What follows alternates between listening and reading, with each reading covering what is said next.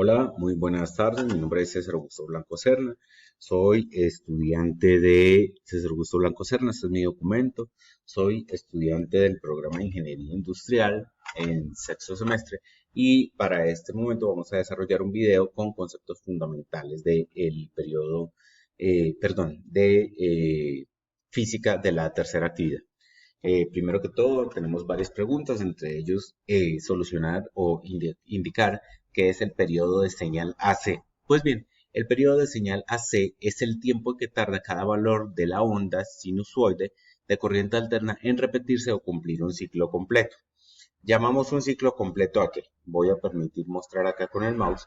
Inicialmente la onda inicia desde cero, sube, baja. Esto le llamamos nosotros un semiciclo. ¿Por qué? Porque la corriente solo está subiendo. Ahora, un ciclo completo es cuando la corriente sube y baja y regresa al punto de partida. Es decir, esta onda que vemos sube, baja y regresa al punto de partida. Esto es un periodo. Pues bien, ahora continuando también entonces hablamos de lo que es la frecuencia de la señal AC. Pues bien, la frecuencia de la señal es el número de ciclos por segundo que una onda sinusoidal de corriente alterna. Dicho de otra forma, la frecuencia es la velocidad a la que la corriente cambia de sentido por segundo y se mide en hercios, una unidad internacional de medida en donde un hercio es igual a un ciclo por segundo.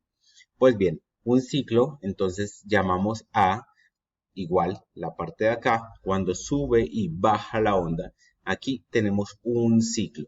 Y esta parte en donde la onda sube, baja a donde inició, a esta parte le llamamos semiciclos. ¿Sí? Bien, ahora nos dice qué es la fase y amplitud.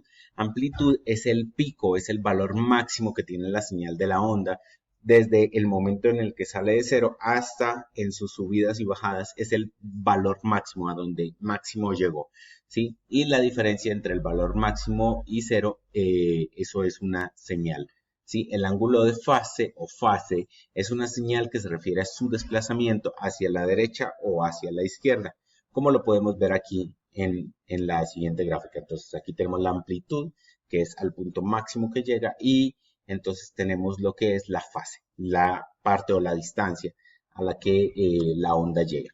Ahora nos indican valor medio y eficaz o RMS. El RMS, el, el RMS Bien, entonces tenemos el valor de RMS, es el valor de voltaje o corriente alterna que se produce en el mismo efecto de disipación de calor y que su equivalente de voltaje o corriente sobre la misma resistencia. Entonces hablamos de cuánto. Bueno, pues la onda puede llegar a un valor de 10 voltios, en la subida, en el pico, que pues, lo acabamos de mencionar, o puede bajar. Entonces a esto es a lo que llamamos nosotros la fase.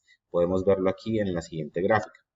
Y luego, para responder las preguntas, yo soy el estudiante número 2, mi pregunta indica, ¿por qué se prefiere la corriente alterna, la corriente AC, sobre la DC para transmisión de corriente eléctrica entre estaciones y puntos domiciliarios?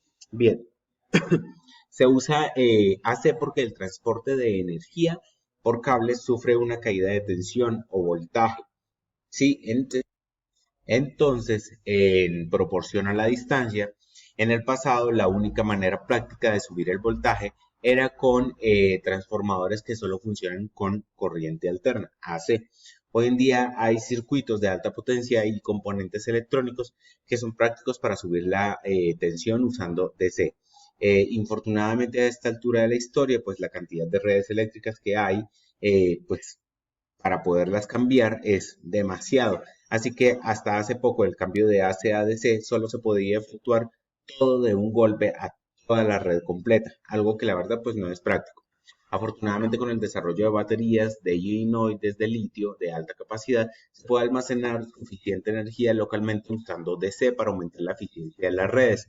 Esta ventaja motivaría a una transición paulatina de AC cuya energía no es práctico de almacenar a DC, comenzando por el consumidor que tiene múltiples ventajas, aparte de que permite modificar la tensión en un circuito, ya sea para elevarla o para disminuirla, o por medio de un transformador que es un equipo simple y de alto rendimiento.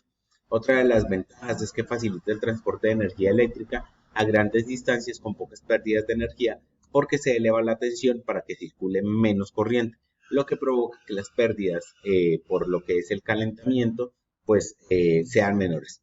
También permite el uso de motores eléctricos sin colector con rotor en una jaula de ardillas simples y económicos. Entonces, pues, esos es los motivos por los cuales se prefiere la corriente AC sobre la DC. Muchísimas gracias, que tengan ustedes muy buen día.